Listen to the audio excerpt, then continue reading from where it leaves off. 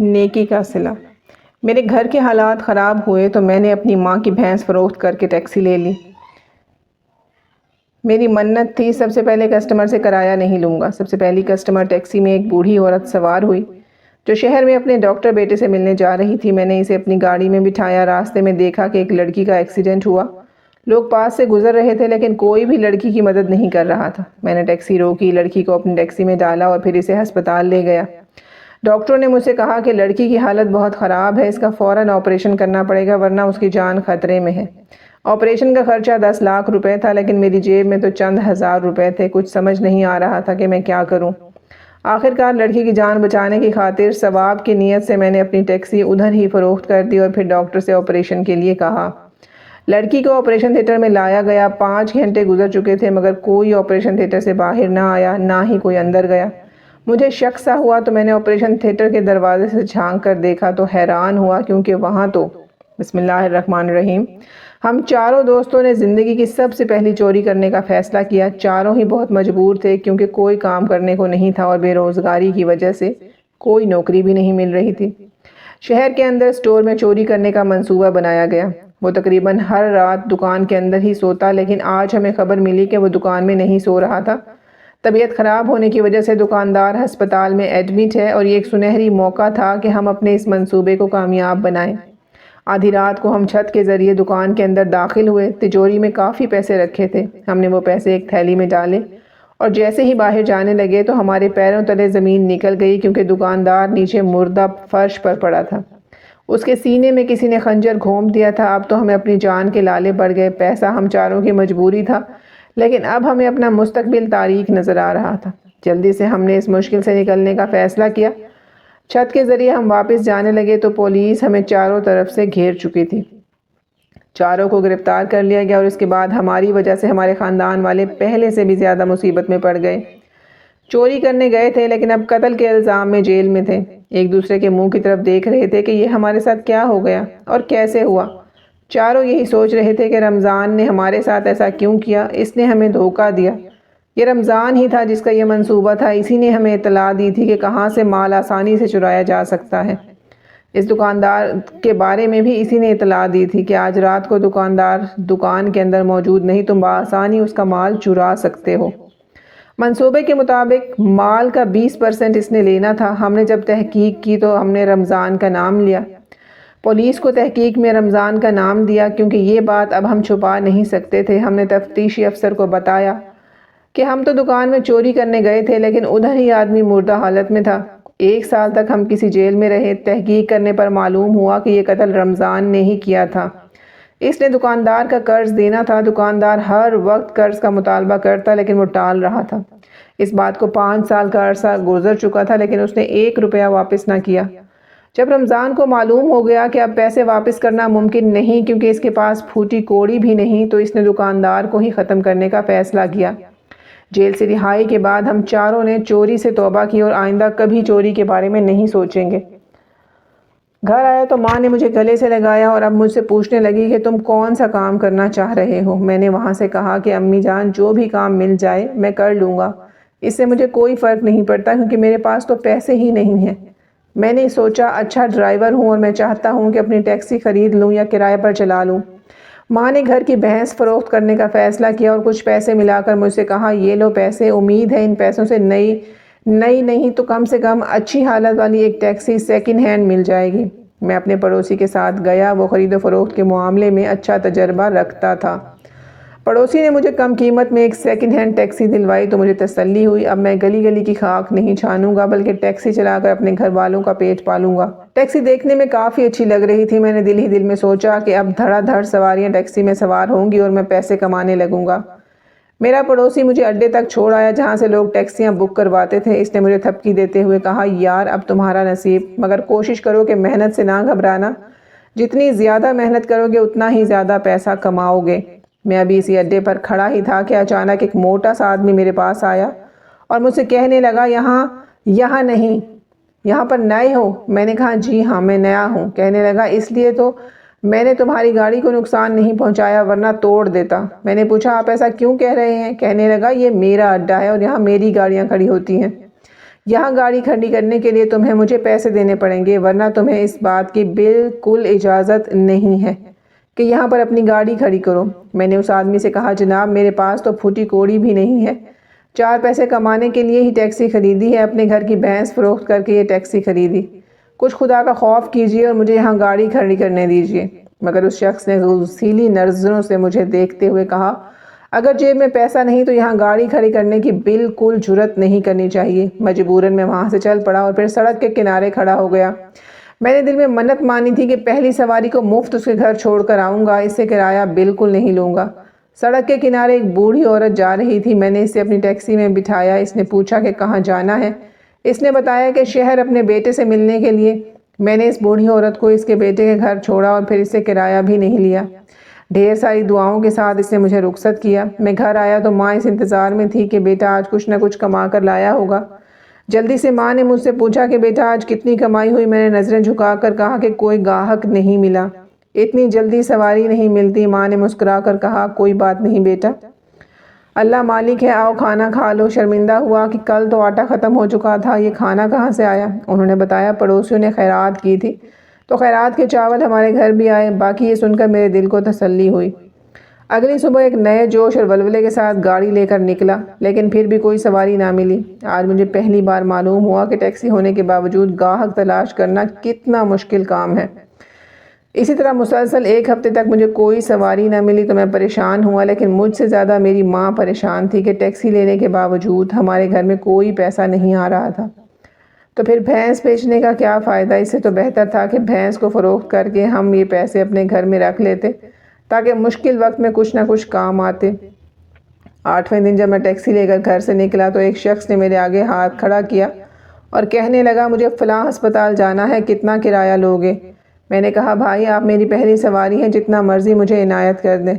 وہ مسکرا کر کہنے لگا کہ نئے کام کر رہے ہو؟ میں نے مسافر سے کہا جی مجھے 10 دن ہو چکے ہیں، لیکن آج پہلی سواری آپ ہیں۔ یہ سن کر وہ کہنے لگا اگر روڈ کے کنارے ایسے کھڑے رہو گے تو سواری نہیں ملے گی، تم اڈے پر کھڑے ہو جاؤ، مسافر بسوں سے اترتے ہیں تو تمہیں وہاں سے روزانہ اچھے گاہک ملیں گے۔ میں نے اداس لہجے میں کہا بھائی اڈے پر کھڑی کرنے کے لیے لوگ پیسے مانگتے ہیں اور میرے پاس تو اتنے پیسے نہیں۔ اس نے کہا کیا بات کر رہے ہو بھائی، میں اڈے کا مالک ہوں، تم میرے اڈے پر اپنی گاڑی کھڑی کر لینا۔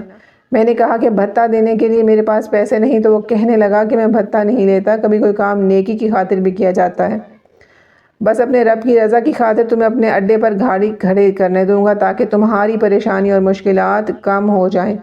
میں امید کرتا ہوں کہ اللہ مجھے مزید نواز دے گا، بس ہو سکے تو میرے حق میں دعا کرنا، میرے لیے یہی کافی ہے۔ یہ سن کر میں خوش ہو گیا۔ وہ بہت اچھا انسان تھا، اس نے مجھے اڈے کا ایڈریس بھی بتایا۔ میں ٹیکسی لے کر اس کے اڈے پر پہنچا۔ اب میری توقع سے زیادہ آمدنی ہونے لگی۔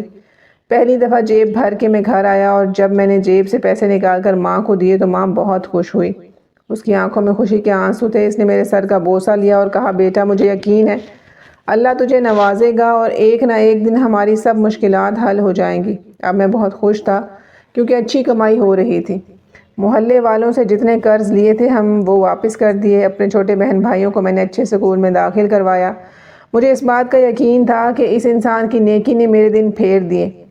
اب میں نے اپنے آپ سے وعدہ کیا تھا کہ اگر کسی کو میری ضرورت پڑے گی تو میں بھی اس کے کام آؤں گا، کیونکہ دنیا میں کسی کے کام آنا ہی اصل عبادت ہے۔ میں صبح 5 بجے نکلتا اور رات 10 بجے واپس آتا۔ ماں کہتی کہ بیٹا اتنی محنت ٹھیک نہیں، آرام کر لیا کرو۔ میں نے ماں سے کہا ماں جی میں نے اپنے تجربے سے یہ بات سیکھی ہے کہ پیسہ کافی مشکلات آسان کر دیتا ہے۔ میں نے پیسے کے بغیر زندگی گزاری ہے، لوگوں کا محتاج ہوا ہوں، ایک سے قرض مانگا پھر اتار نہ پایا، اور اب جب مجھے موقع مل رہا ہے تو تھوڑی سی محنت کرنے میں کیا حرج ہے۔ ماں میری بات سن کر مسکرا دیتی۔ ایک دن ہم سو رہے تھے، لائٹ چلی گئی، تمام لوگوں کی نیندیں حرام ہو گئی، سارے نکل کر صحن میں آ گئے۔ چونکہ گرمی کا موسم تھا کمرے کے اندر رہنا مشکل تھا۔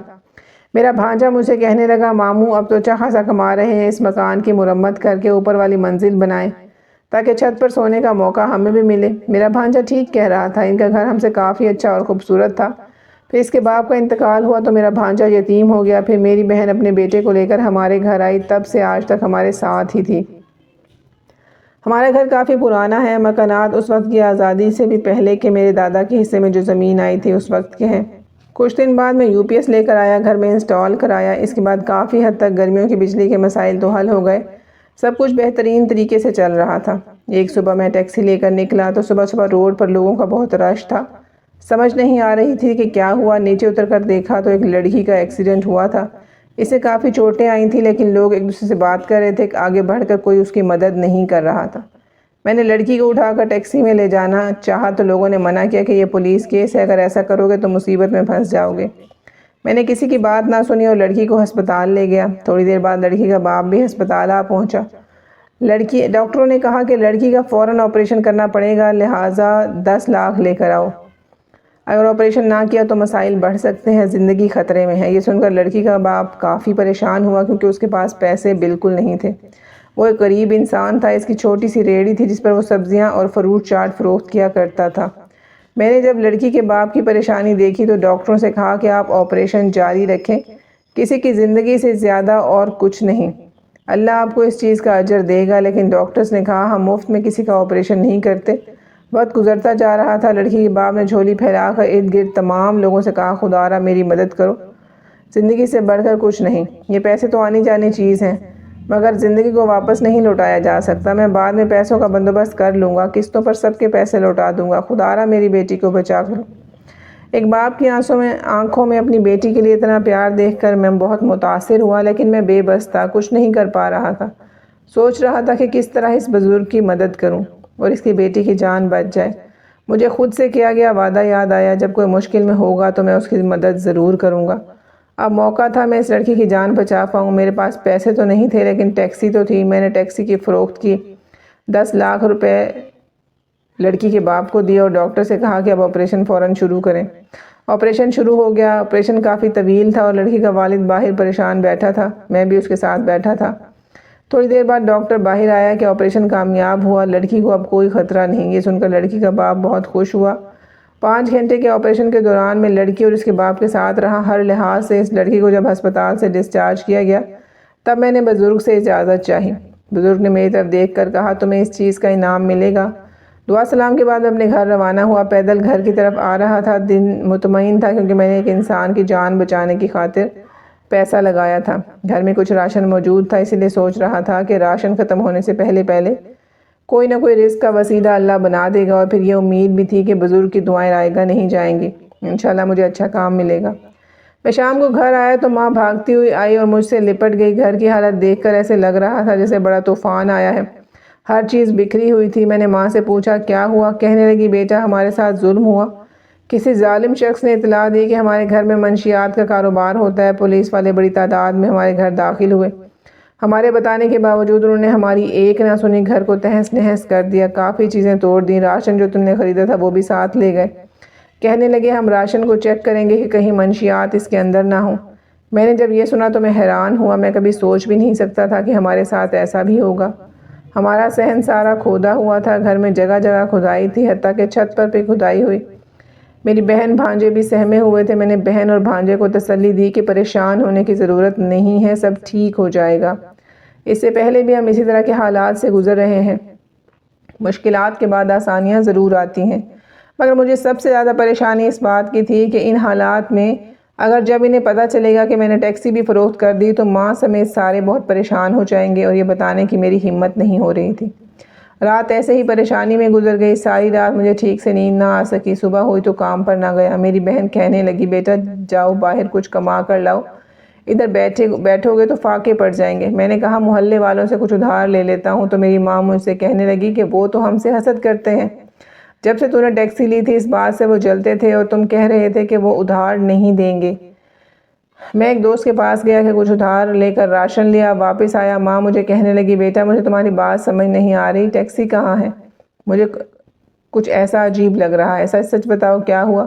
میں نے ماں کو سب کچھ تفصیل سے بتایا۔ سن کر ماں کہنے لگی یہ تم نے کیا کیا؟ مانا کہ بھلائی کرنا اچھی بات ہے، لیکن اپنے حالات کو تو دیکھ لیتے، ہم کتنے مجبور تھے، تمہیں پتہ تھا کہ کس حال میں ہیں، کس حال میں ہم نے ٹیکسی خرید کر دی۔ وہ ٹیکسی فروخت کرتے وقت تم نے ذرا بھی نہ سوچا کہ گھر والوں پر کیا بیتے گی، ہمارے ساتھ کیا سلوک ہوگا؟ کیا کسی نے تم سے بھی بھلائی کی تھی کہ تم نے اس لڑکی کی خاطر اپنے رزق کمانے کا ذریعہ ہی فروخت کر دیا؟ ماں مجھ پر خفا تھی، بہن بھی خفا تھی۔ معصوم بھانجے نے سب سے کہا ماموں غلط نہیں کر رہے، اس نے عورت کی جان بچائی، اس میں غلط کیا ہے؟ سب کی یہ باتیں سن کر میں کافی پریشان ہوا۔ اب دوبارہ ہمارے گھر کے حالات خراب ہونے لگے۔ ماں بار بار مجھے باتیں سناتی، بھانجا بھی اپنی معصومیت کی وجہ سے عجیب و غریب سوال پوچھتا۔ مجھ سے کہتا کیا نیکی بری چیز ہے؟ میں نے کہا نہیں، یہ تو اچھی چیز ہے۔ کہتا لیکن جب آپ نے نیکی کی تو ہمارے گھر کے حالات خراب ہو گئے۔ میں نے بھانجے کو سمجھایا کہ اللہ کی آزمائش ہے، مختلف طریقوں سے اپنے بندوں کو آزماتا ہے اور دیکھنا چاہتا ہے کہ ہم آزمائش پر صبر کرتے ہیں یا پھر شکایتیں۔ ایک دن میرا بھانجا اس جگہ کھیل رہا تھا جہاں کھدائی ہوئی تھی، مٹی ادھر ادھر پھینک رہا تھا۔ میں نے اسے منع کیا کہ بیٹا مٹی میں مت کھیلو، مگر وہ بار بار یہی کہہ رہا تھا کہ میرے پاؤں پر چوٹ ہے، سخت جگہ پر نہیں کھیل سکتا۔ اندر کمرے میں بیٹھا تھا کہ بھانجا بھاگتا ہوا میرے پاس آیا۔ وہ صحن میں جس جگہ کھدائی ہے وہاں ایسے محسوس ہوتا ہے کسی کی لاش ہے جو صندوق میں ہے۔ بھانجے کی بات سن کر میں پریشان ہوا، سوچا یہ نئی مصیبت آن پڑی، اگر گھر سے کوئی لاش برآمد ہوئی ہم برباد ہو جائیں گے۔ میں بھاگ کر آیا جس جگہ وہاں لکڑی کا تختہ نظر آیا۔ میں نے تختے سے مٹی ہٹانا شروع کی تو ایک بڑا سا صندوق تھا، مگر اب صندوق کے اندر کیا ہے اس چیز کی پریشانی تھی۔ ہمت کر کے صندوق کھولا تو میری آنکھیں باہر آ گئیں، کیونکہ صندوق کے اندر بہت سارے زیورات تھے۔ اس کے علاوہ سونے کے بڑے بڑے سکے موجود تھے۔ میں نے ماں اور بہن کو آواز دی تو انہوں نے بھی دیکھ کر حیرت کا اظہار کیا۔ ایک بہت بڑی عمر کے بزرگ سے پوچھا تو انہوں نے بتایا تمہارے دادا نے یہ جگہ جس سے خریدی تھی وہ ایک ہندو تھا جو ہجرت کر کے ہندوستان چلا گیا۔ اس دور میں کوئی بینک نہیں تھا، لہٰذا لوگ اپنی قیمتی زیورات اور سونے کے سکے مٹی میں دبا دیا کرتے تھے، اپنے گھر کے صحن میں ان کو دفن کرتے تھے۔ ہو نہ ہو یہ انہی کا خزانہ ہے جو وہ بغیر لیے ہجرت کر گئے۔ بیٹا یہ قسمت کی بات ہوتی ہے، محلے والوں نے تم سے حسد کیا، پولیس میں تمہارے خلاف شکایت کی، پولیس نے آ کر تمہارے گھر جگہ جگہ کھدائی کی اور اسی کھدائی کی بدولت اللہ نے تمہارے دن بدل دیے۔ تم نے کوئی نہ کوئی ایسی نیکی ضرور کی ہوگی جس کا صلہ ملا۔ اس بزرگ کی بات سن کر میری آنکھوں میں آنسو تھے۔ واقعی ہمارے دن بدل چکے تھے، ان زیورات کی بدولت ہم اس قابل ہو چکے تھے کہ نیا گھر بنوایا، شہر میں بھی کئی پلاٹ لیے، محلے کی سب سے بڑی دکان بنائی، بھانجے کو اچھے مہنگے سکول میں داخل کرایا۔ میں آپ لوگوں کو یہی نصیحت کروں گا کہ نیکی کو کبھی حقیر نہیں سمجھنا چاہیے۔ چھوٹی چھوٹی نیکیاں آپ کے کام آ سکتی ہیں، آپ کی زندگی بدل سکتی ہیں۔